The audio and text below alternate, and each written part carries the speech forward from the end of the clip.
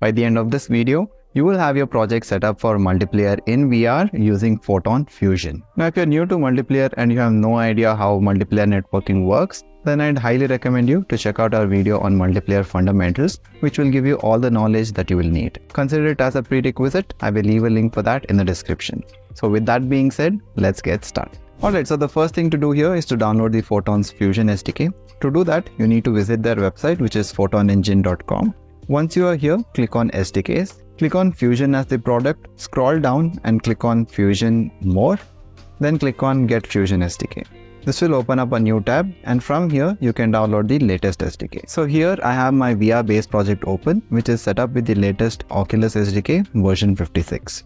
Now you can also get this project from the link below. Next, let's import the Fusion SDK by selecting the Unity package, dragging and dropping into the project window and click on import. While the package is getting imported, go back to the Photon's website and click on dashboard and log in if you haven't logged in already. Once you are here, click on create a new app, select multiplayer game, we'll select the Photon SDK as Fusion. We'll provide an application name which is going to be VR multiplayer, and you can provide a short description if you'd like to, and then click on create. Once that's done, you can click on the app ID and copy it. Once you go back to Unity, you will have the Photon Fusion Hub window open. You will have to paste your app ID here and press enter. The check mark indicates that it has been successfully verified.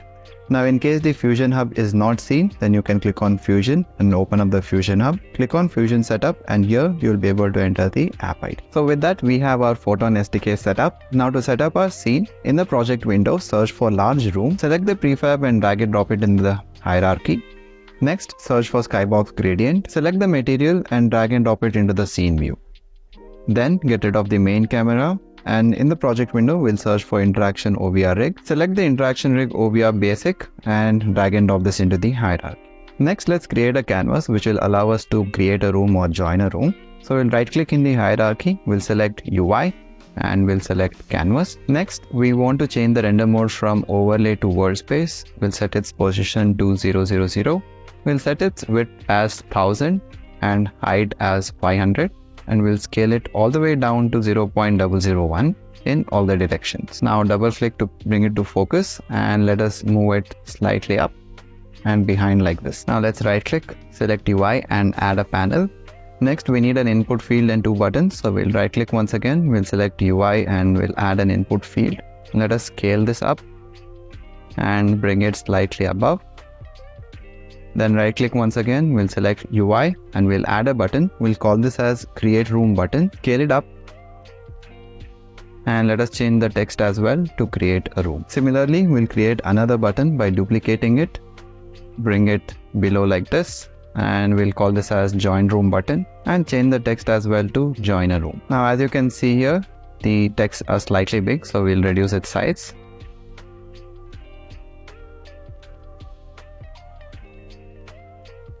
And that's about it. In order to make this canvas interactable, we need to select the canvas game object and add a component which is OVR Raycaster. Next, we can delete the event system, and in the project window, search for UI helper. Select the prefab, drag and drop it into the hierarchy. Now, if we want to see a virtual keyboard pop up inside our headset, we can select the OVR camera rig. In the OVR manager, scroll down till you find require system keyboard option and enable it. So now if you test it out in your VR headset, you'll be able to click on the input field and the virtual keyboard will automatically pop up. So with that, we have finished a basic scene. Now let's see how to set up the scene for VR multiplayer. Now going back to the asset folder, let's create a new folder called scripts. Open it up and let's add all the scripts that we'll be requiring for creating a VR multiplayer. You can find these as well in the link below. Now, if you want to know what each of these scripts does and how to add additional features, then you should definitely check out this video over here. But to give you a quick overview, the connection manager takes the text from here, and when you click on create or join a room, it passes the text to the network manager. So the network manager is going to create or join a session based on the ID that is provided. It's going to load a scene and then it's going to connect to that scene as well. The player spawner is going to spawn a player prefab each time a client joins. So each time a player joins, you get to see that player. And the hardware rig captures the movement of your hands and head, and the network rig is going to access the transforms of the hand and head and replicate it or mirror it to all the other players so that they can see what you are doing and vice versa. So now we'll right click and create an empty game object, call this as manager, and add the connection manager and network manager components to this. The connection manager requires an input field, so we'll drag and drop this here. And to make sure that it creates and joins a row, we'll select the create button, we'll add a function on click, select the manager, from the drop down and select connection manager and select create room. Similarly for join button as well, so we'll add this over here.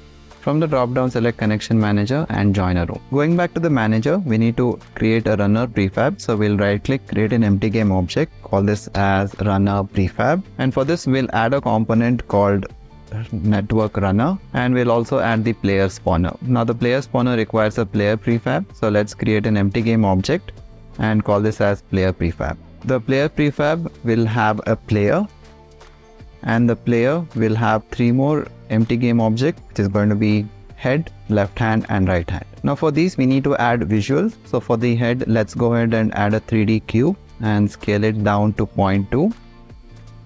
And for the left and right hand, let us search for Quest 2 and add the Quest touch controller left for the left hand and the right one for the right hand. Next, we'll select the player prefab and add a component which is called as network object. And along with this, we need to add another component which is going to be network transform. The network transform needs an interpolation target which is going to be the player. Now similarly, we can select head, left hand, right hand, and let's add the network transform component. Now for the head, the target is going to be the cube. For the left hand, it's going to be the left controller, and for the right hand is going to be the right controller. And finally, we'll select the player prefab. Let's go back to our scripts and add the network rig component as well. Now the network rig requires the transform of all of them. So player prefab transform is going to come here. Head for the head transform, left hand for the left hand transform, and right hand for the right hand transform. And now to convert this into a prefab, we'll go back to asset. We'll create a new folder called prefabs, and let's drag and drop this inside this folder. Now we can delete it from the hierarchy and then select the runner prefab, and let's add the player prefab as a field here and convert this into a prefab as well by simply dragging and dropping it into this folder. Now we can delete this, select the manager, and let us add the runner prefab here.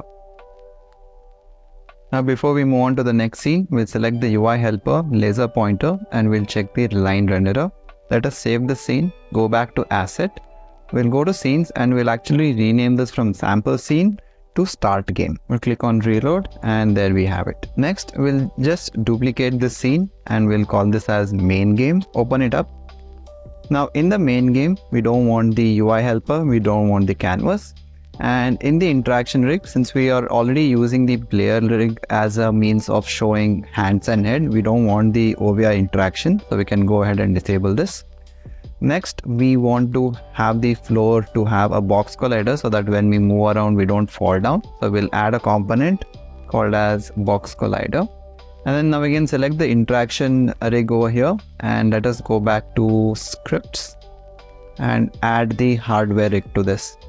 Now the hardware rig needs a player transform, which is going to be the interaction rig itself. It needs a head transform, which is nothing but the center eye camera. It needs a left hand transform, which is the left hand anchor.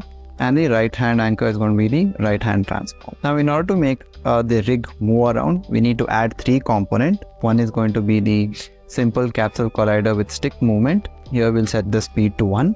Next, we need a capsule collider. We'll set the capsule collider radius as 0.2.